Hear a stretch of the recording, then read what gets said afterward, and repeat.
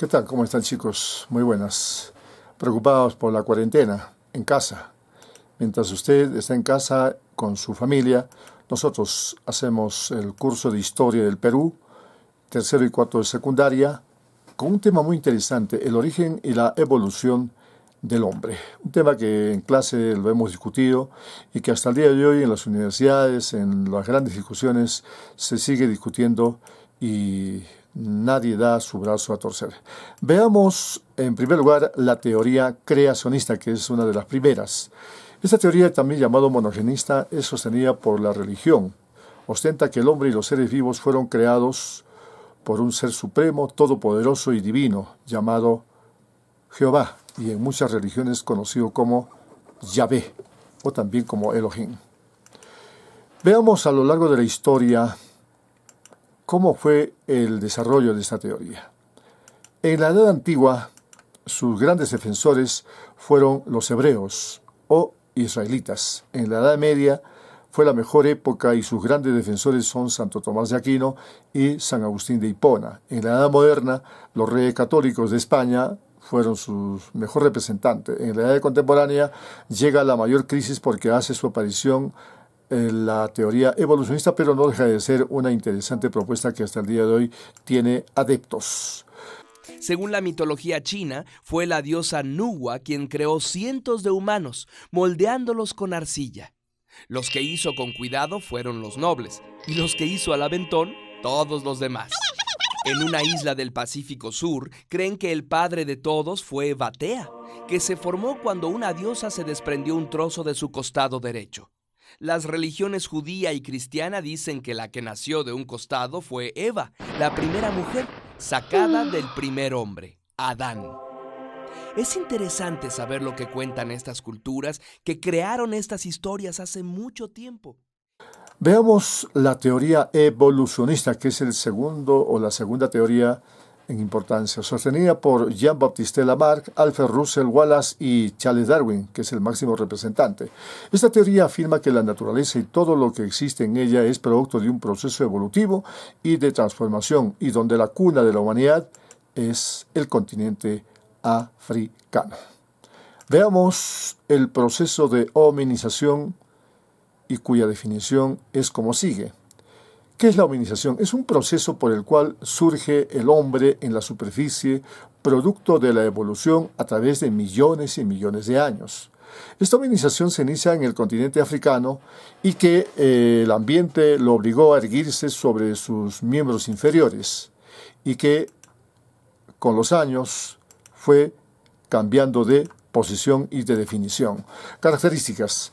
Todas las especies evolucionan para adaptarse mejor al clima. No todas las especies evolucionan con la misma intensidad y rapidez, por lo que algunos se extinguen por selección natural. Además que de la posición erecta del cuerpo, tanto el hombre como el mono descienden de un tronco común, que son los primates. Veamos a continuación el cuadro del proceso de la evolución del hombre. Son 5 géneros. El primero, Australopithecus, que tiene 3 representantes: Lucy, el hombre de Kenia y el niño Town. Sobre el primero, sobre Lucy, que está en el grupo de Afarensis, que es la madre de la humanidad, pues es conocida así, fue descubierto por Donald Johanson y que tiene una estatura de unos 7 centímetros de altura. El hombre de Kenia, que fue descubierto en el lago Turkana de Kenia, descubierto por Richard Lake, cuya antigüedad es de 2.800.000 años, que también es una interesante aparición y un interesante descubrimiento. El niño de Town, conocido como africano, fue encontrado por Raymond Dark en el año 1924, cuya antigüedad data de 2.500.000 años. Su capacidad craneana es de 340 centímetros cúbicos. Veamos el segundo género, que es el Homo habilis, que tiene un solo representante, el hombre de Tanzania, también conocido como el hombre viajero, descubierto por Louis y Mark Leakey, una pareja de esposos, y que le pusieron varios nombres, como el hombre de Dubai o el Homo faber, y cuya estatura es de 1,20 a 1,50 metros de estatura y cuya capacidad craneana es de 665 centímetros cúbicos. Veamos al tercer género, el Homo erectus. Tiene 2 representantes, el hombre de Java y el hombre de Pekín. Fue descubierto por el antropólogo holandés Eugene Du Bois y que tiene una antigüedad de 600.000 años, conocido también como Pithecanthropus erectus, y que tiene su residencia en la isla de Java. Y el otro hombre es el de Pekín, encontrado en la cueva del dragón, conocido como Sinanthropus pekinensis. Fue descubierto por Davison Black y Wediver. Tiene una antigüedad de 300.000 años. Este hombre, el Homo erectus, es el que descubre el fuego, o encuentra el fuego, y se lo conoce más por ese hecho. Veamos el cuarto género, el Homo sapiens, representado por el hombre de Neandertal. Ubicado en el centro de Europa, en Alemania, fue descubierto por Gerald Fulvor.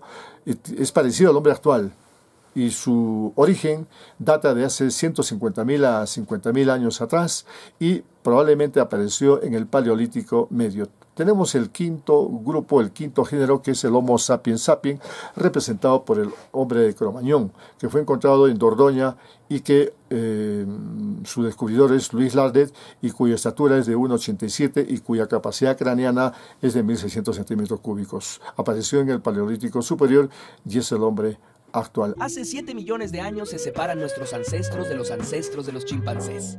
El Australopithecus afarensis nació hace unos 3 millones de años y medio.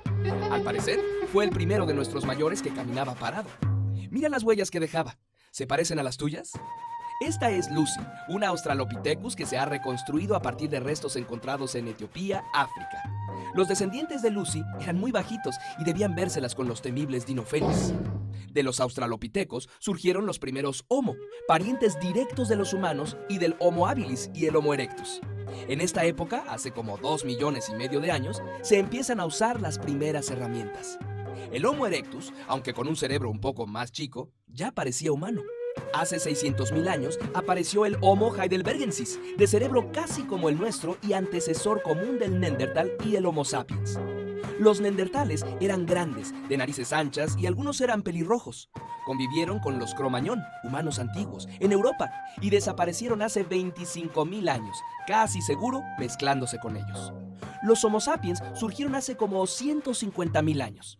Si los peináramos y vistiéramos, no eran diferentes de nuestros vecinos, porque son de la misma especie que nosotros. Pero fue hasta hace unos 70.000 años cuando se dio el llamado Gran Salto. Aprendimos a usar símbolos para comunicarnos, a pintar y a intercambiar cosas con grupos lejanos. En esta época, cuando inventamos la cultura, es cuando muchos consideran que nos volvimos verdaderamente humanos. Es difícil decidir quién fue el primer ser humano. ¿Fue Lucy la primer primate que caminó erguida? ¿O el primer ser que construyó herramientas? ¿O una pelirroja Neandertal? Todo depende de cómo definas el concepto ser humano. Por otro lado, gracias al avance de la ciencia de la genética, es posible decir que la más reciente abuela de toda la humanidad vivió hace unos 160.000 años en África. La llaman Eva mitocondrial, y seguramente no vivió sola, sino en una comunidad con muchas otras personas. Pero fueron sus hijos, y los hijos de sus hijos, y los hijos de los hijos de sus hijos, quienes lograron sobrevivir. De ahí resulta que todos los seres humanos, sin importar de qué país seamos, somos primos. Hasta aquí nuestro tema del presente curso. No se olviden de cumplir con sus actividades, responder las preguntas del 1 al 6 de la página 259 y la práctica número 4 también con las páginas ya sugeridas. En este caso hablamos de la pregunta 1 al 30 en la página 264-265. Nos vemos, chicos. Hasta pronto.